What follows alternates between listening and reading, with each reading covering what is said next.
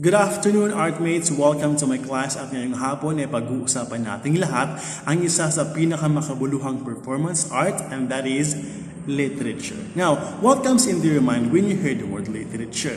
So based on the definition, literature is taken from the Latin term or Latin word litera, which means acquaintance with letters. So ibig sabihin, any form of productions that has something to do with letters, words, characters, and symbols that is automatically a product of literature. And we have these two types of literature, the prose and the poetry. Anong pinagkaiba ng dalawa? Sa prose, ilan sa mga halimbawa ay ang news articles, orations, declamations, and any form of written compositions that do not follow any measurement. Walang rhyme, walang rhythm, or walang kapareho ng vowel sounds. Pero pag sinabing poetry, it follows a particular measurement in every line. Maaring may kapareho ng vowel sounds within the line or pwedeng nasa huling salita ng bawat linya. Laging sinasabi that prose is more serious than poetry since prose could be expressed through a common flow of language. Unlike poetry, it requires intense emotion and expression to make it more effective. And now let's have the three elements of the poetry. We have a sense of the poem, sound of a poem, and structure of the poem. Let's start with the sense of the poem. Under that, we have connotation versus denotation, we have imagery, and we have figurative language. So bakit siya gamit? Bakit nailagay ang denotation versus connotations? Sometimes if you're a good writer, you have the techniques, it gives effect to your written compositions. Denotation is the meaning of the word from the dictionary, and connotation is the word beyond the dictionary meaning. Halimbawa, when you are trying to emphasize the word love in your composition, if you find that in the dictionary, that means the intense, deep feeling of affection. But when you use that in literary compositions with the use of connotation, you may use love is a magic, love is sacrifice. That gives effect to your composition. Imagery is also given. If you could imagine, if you could notice, good writers, effective writers could make you think or imagine the situations in your mind. I mean, when you try to read the good books or written compositions of the good writers, you are drawing pictures in your mind. And that is what you call as the imagery. Kahit nagbabasa ka lang, it seems like your five senses is being touched upon reading that story or that written compositions. Next, we have the figurative language. Bakit siya gamit? Napakahalaga ng figurative language, especially using simile, hyperbole, oxymoron. Those are the examples of figures of speech. Sometimes, imbis na gamitin mo sa napakasimpleng salita or phrase, you can make use of the figurative language para mas mailagay sa ibang level. And it gives effect to your composition. And now we have a sound of a poem. We have alliteration, assonance, consonance, and rhyme. What is alliteration? Good example is, Peter Piper picked a piece of pickled pepper. What makes it alliteration? Correct. If you could notice, halos lahat ng salita sa isang linya ay nagsisimula sa letter P. And that is alliteration because when you say alliteration, there is repetition of same sounds at the beginning of every word. Same example, we have, she sells seashells by the seashore. The same. If you could notice, all the words starts with letter S, and that's what makes it alliteration. Next, we have assonance. Good example is, the rat ran after the cat. What makes it assonance? Correct. Kung mapapansin nyo, lahat ng simula, lahat ng salita sa isang linya ay pare-pareho ng vowel sounds with the letter A. The rat ran after the cat.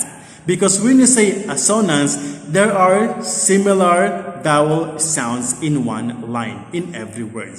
That is assonance. And the third one is consonance. The good example is, the string and the ring was strong. What makes it consonance?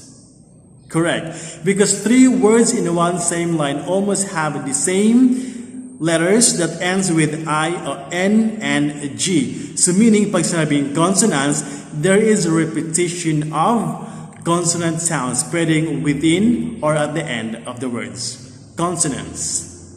Lastly, we have rhyme. So pag sinabi natin rhyme, there is the same vowel sounds that is being repeated. And we have two types of rhyme, internal and terminal rhyme. Pag sinabing internal rhyme, pag pinakikinggan mo ang isang tula, there are more than two words in one line that has the same vowel sounds. Pag sinabi namang terminal rhyme, you would hear different or the same vowel sounds at the last word in every line. Terminal and internal rhyme. And the third element, we have the structure of a poem. We have words in its order, syntax, ellipsis, and punctuation.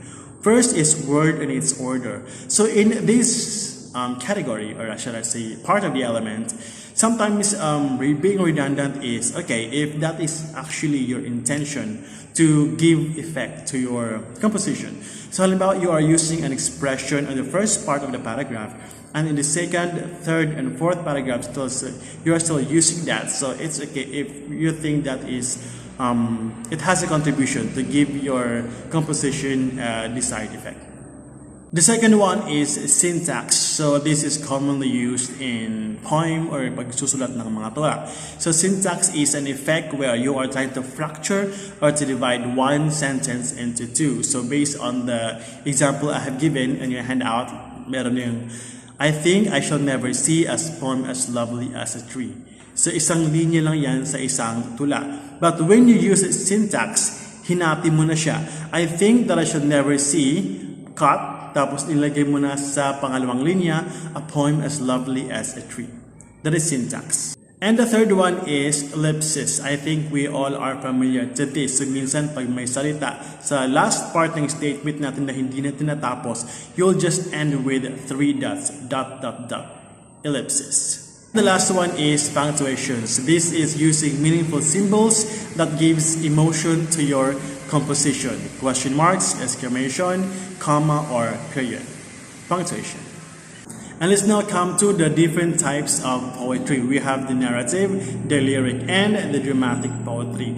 If you are telling a story or you're trying to narrate what is going on to a particular situation in a story, then what you're doing is narration. That is an example of a narrative poetry. And the second one, we have the lyric poetry.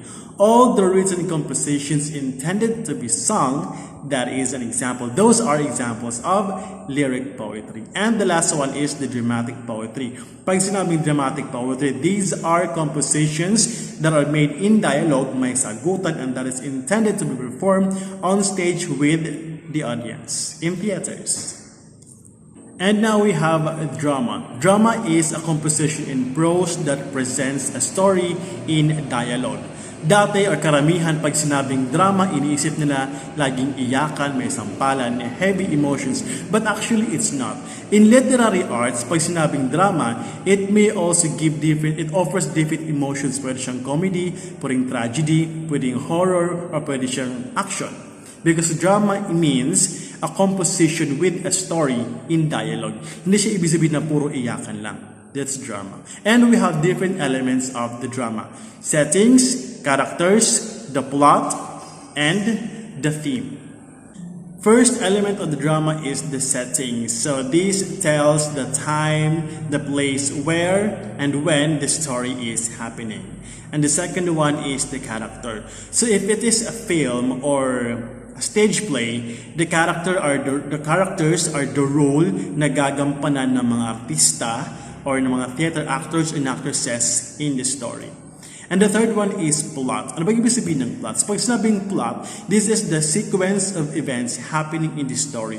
Ito yung pagkakasunod-sunod na nangyayari sa kwento mo mula sa exposition hanggang sa ending. That is plot. And we have two types of plot. The natural plot and the episodic plot. Pag sinabing natural plot, those are the kind of drama or like movie or film or book stories na matatapos mo like in just 1 hour, or there is one exposition to the ending, agad may conclusion.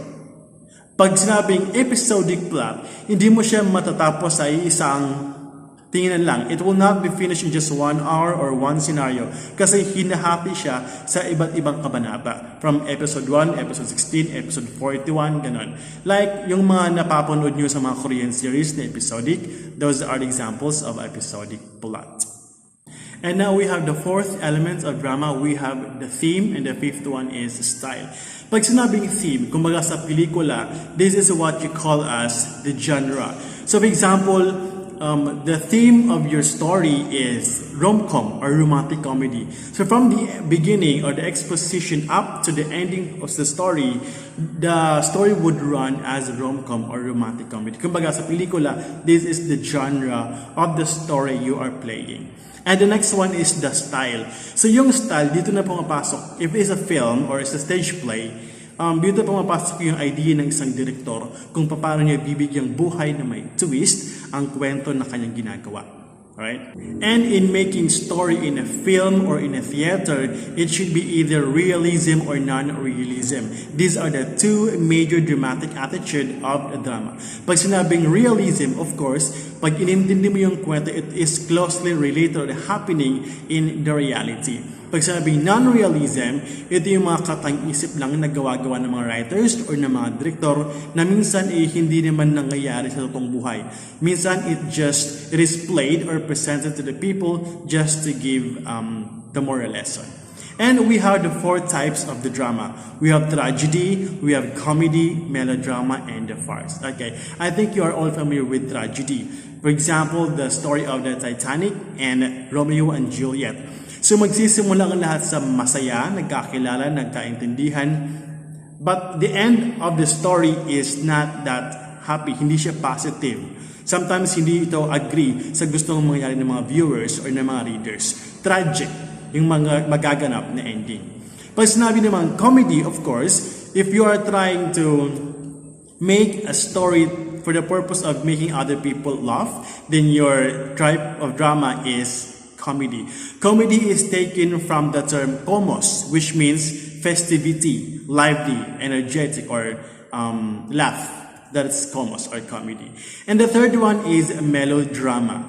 So kabaliktaran siya ng tragedy. Yung mga kwento na pina-follow yung type of drama na melodrama, this starts with more on tragedies. Kuba, mas nauna yung mga problema. This is common in the Philippines. And the best thing about this is that it ends with a happily ever after story.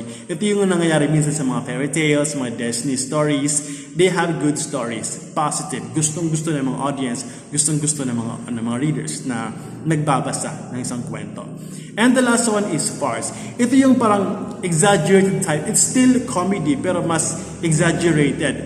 Kumaga, minsan para mas maging katawa-tawa, yung isang tao, yung best friend niya, isang hayop or puppet na nagsasalita. Just for the purpose of making other people laugh for the sake of laughter, exaggeration type of comedy. So those are the four types of the drama. And that's the end of our lesson for today. I hope you guys have learned, at least you've learned something from it. And this is very important because this would help us all to start writing, organizing our letters, our words in a paragraph or in a sentence effectively. Sabay-sabay tayong matuto kung paano magsulat ng maayos, and we would start working on our grammar, on our compositions na mas effective, and we could be able to convey the message of our thoughts in our mind through writing. That is the implication of literary arts. I hope you guys have learned from the lesson for today, and I'll be back later for a new update and our new activity. Maraming salamat. Have a great day.